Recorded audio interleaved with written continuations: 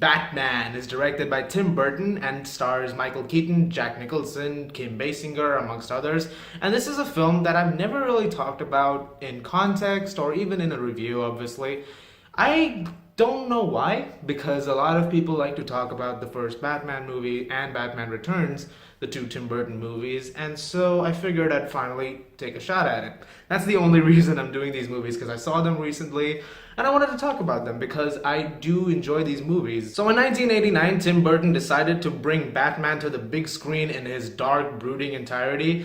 Not as dark and brooding as Christopher Nolan did later on, but still enough that you can notice that this was a more serious Batman than the Adam West series that we had before that, or even the Adam West movie we had before that. So this was definitely a different approach to Batman, which we hadn't seen in a movie at that time, and for that reason, a lot of people, when they first saw the film, were a little taken aback at points. This happened particularly for Batman Returns, which really got a lot darker, and a lot of people did not really enjoy that, but now it's considered one of the greatest superhero movies ever made. We'll talk more about that movie next week, but for now, let's talk about the first Batman movie. This is taking place when Bruce Wayne has just become Batman very recently. There are rumors about a man dressed up like a bat or a supernatural creature going around Gotham City, and Jack Napier, played by Jack Nicholson, is this criminal who is trying to do all that he can to go all the way to the top. However, he's having an affair with his boss's wife, and when the boss finds out, he decides to have the cops come and get Napier. In the process, Batman tries to apprehend Napier, but Napier falls into chemical, and he becomes the Joker. And so now we have the first, well, how should I put this? Terrific incarnation of the Joker on screen. Jack Nicholson as the Joker. We'll talk more about him later on. I'll get more to him because I have things to say. As it stands, though, I think this is a really good movie. I don't think this is the best Batman movie, like I said. But I can see why people would think that, because there are many things in this movie that attribute the original sense of Batman, from either the comics or whether it be anything else. One of the biggest inspirations for Tim Burton in this movie, which he's also said publicly, is the Killing Joke. And you can tell that not just in the way certain things happen, like the chemical scene I mentioned earlier, but even in the way the Joker's story is told, because in a sense, this film is a lot from the Joker's perspective. The film focuses more on his character development, the film focuses more on Jack Napier's storyline, and in that way, there's definitely a lot of callbacks that he makes that attribute the Killing Joke novel. And so that way, I can understand some of his inspirations. It's not all the way the Killing Joke, because Killing Joke also had the angle about Joker's wife and the unborn child and everything. There was all those things too. This one does not really have that. It definitely has things, though, which you can attribute to those are inspirations for the Killing Joke. Let's talk about Michael Keaton in this movie, because people really love him as Batman. And he is. He's an excellent Batman. But it takes a while for you to care about his Bruce Wayne. The first act of this film, for instance, is probably the first time where I'm like, I don't really buy him as Bruce Wayne for a long time. It takes a while for you to be like, okay, now we're at Bruce Wayne. Now we're at the Bruce Wayne that I care about. And that's essentially my entire thing with this movie. I feel like the first 30 minutes of this film, it takes a while to really get going. There's a lot of setup that's happening, and it definitely has some pacing issues every now and then. It starts off a certain way and then continues to build as the film goes along, and I don't think he felt as Batman-y as he should have in the first act of this movie, or at least in the first 30 minutes. As the film progresses, however, you see more of Batman, you see more of Bruce Wayne, and then you definitely get a connection with the character. But for the longest time, the film is focused so much on Jack Napier's storyline, and you care more about Jack Napier, maybe, or you know more about him than you do know about Bruce Wayne. You see the parents getting shot much later in the film, because that's part of a twist, the fact that Jack Napier is in fact the shooter, and so he's now the Joker.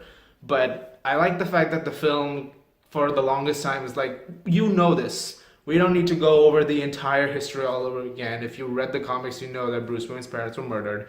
So you know that he's Batman now. The other thing I really like about this film is the way it looks. It looks a lot like the comic book. It looks a lot like Gotham envisioned via art pieces, and they're actually made like a very proper looking city, which is also a way to, really be comic accurate. I really like some of the decisions they've made that way, because Gotham City looks exactly like Gotham City in the comics.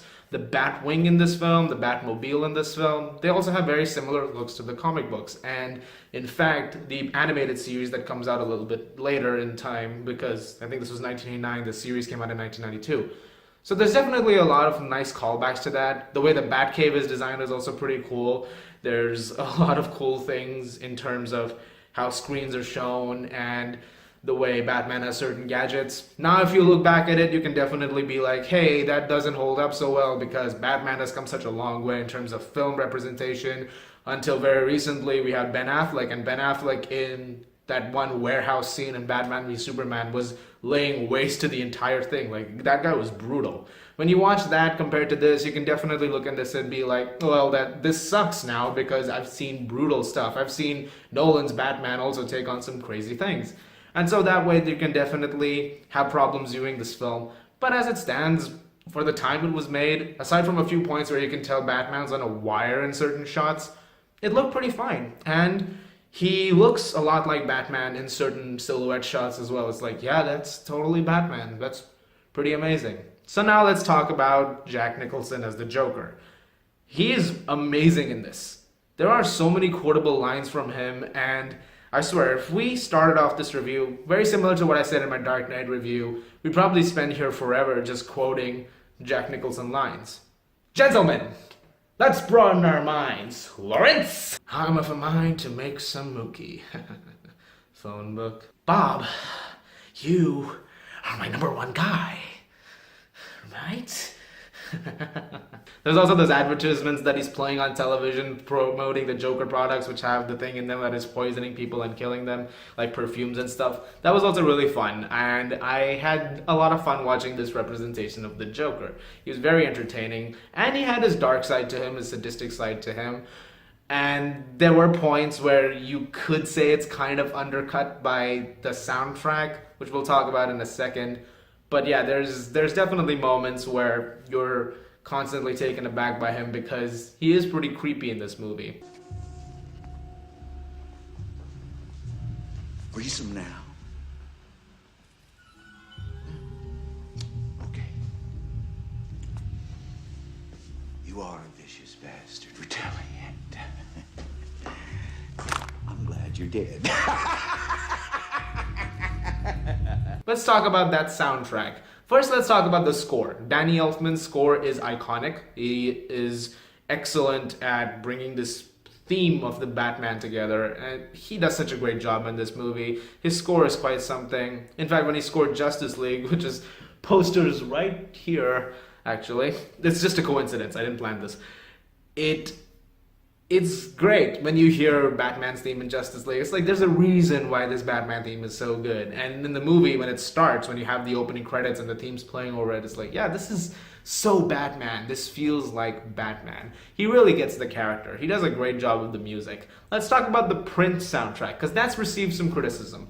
The points where it plays in this movie, some people have found it to be very tonally off because it kind of takes you out of the film in certain ways.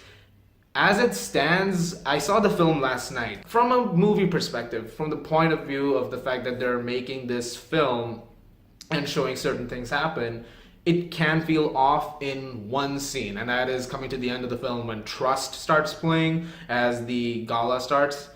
But then there's the scene where Party Man is playing as Joker is defacing the entire museum.